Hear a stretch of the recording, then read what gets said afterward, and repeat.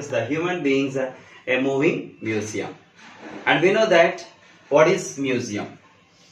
Museum is a place where they are protecting some kinds of things once upon a time they have used, and nowadays they are not in use, and they are not useful nowadays, most probably. You can say that in other words, once upon a time they are useful, now simply we can say useless. Means they are not useful for us to be using nowadays. So such kind of things are usually keeping in the museum itself, right? So here it is the human beings a moving museum. Human beings are also comparing with a museum, but we are living organisms, so that we can move from here to there anywhere, so that we can call them as a moving museum. The human beings are moving museum. Why it is called as a moving museum? The human beings also having the vestigial organs in the body. We'll say you that more than 180 vestigial organs are there. More than 180 vestigial organs are present in the human body, and once upon a time they were used, but nowadays we are never using such kind of vestigial organs. But still those vestigial organs remains in the body. By having those vestigial organs in the body, we are moving here and there, so we are considered as the moving museum. Once upon a time we used, and nowadays they are completely useless. Such kind of things are keeping inside the body, and we are moving here and there, so we are calling as a moving museum, right? And some examples of vestigial organs. How can we say that those are the vestigial organs? That is the hair on skin. Hair on skin. Hair on skin is not at all useful for us. Without hair also we can survive. That present on the skin, the hair is also not a particularly benefit. So it is considered as a vestigial organ. The latter, mammary glands in males.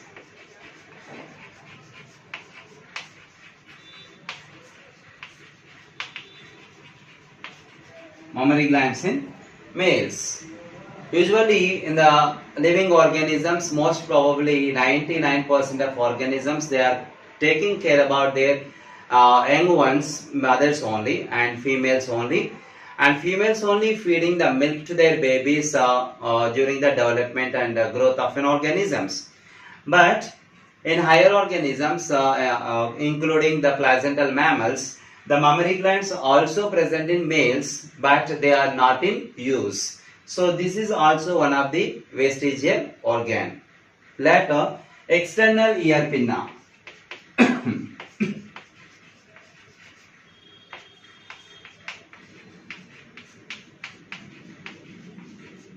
External ear pinna. This is what the external ear pinna. This external ear pinna is actually not a specific function it is doing, and even without this external ear pinna also we can hear the sounds and we can respond it.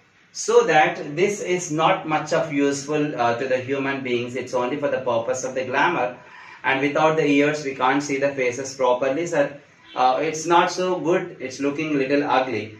But without ear pinna also we can able to hear the sounds very clearly. So that this is also one of the vestigial organ. And later, appendix. Appendix.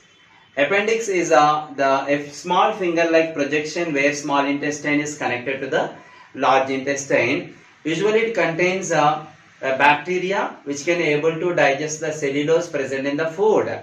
Actually the appendix is most actively working in the ruminants. Why? Because they are getting the food from plants directly, like a grass and leaves. And grass and leaves containing majority of the carbohydrate is cellulose. The cellulose is digested in the digestive system of ruminants because of they have a special kind of bacteria can digest. But we are not supposed to eat the grass and leaves directly, so that the cellulose cannot be digested in the human digestive system, and our system is also not adapted to be digesting the cellulose. So that the appendix containing bacteria is completely useless for us. So the bacteria containing appendix is also a kind of a vestigial organ in humans. So these are the few examples that many are there. Nearly more than 180 organs are there. By keeping all these 180 vestigial organs, we are moving here and there, so that our human body is considered as a moving museum, right? And the latter, atavism. The another important thing is the atavism.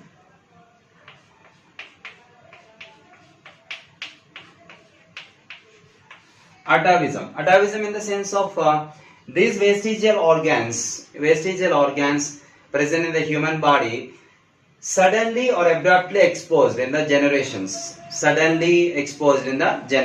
Like some people, somewhere the boy has born with a tail, and somewhere the boy has born with a long nose like a elephant nose. This kind of news here and there we are listening, right? That's because of the abnormal conditions. Some children, they are born with additional organs. Whatever the organs once upon a time we have used, and now what are the organs we are not using, those are suddenly exposed in some generations and some people somewhere in the country or in the world. So such kind of situations are called atavism. When the vestigial organs or some internal organs are exposed directly or abruptly in the children or maybe the generation, is called atavism, right? This is regarding the human beings as a moving museum and atavism.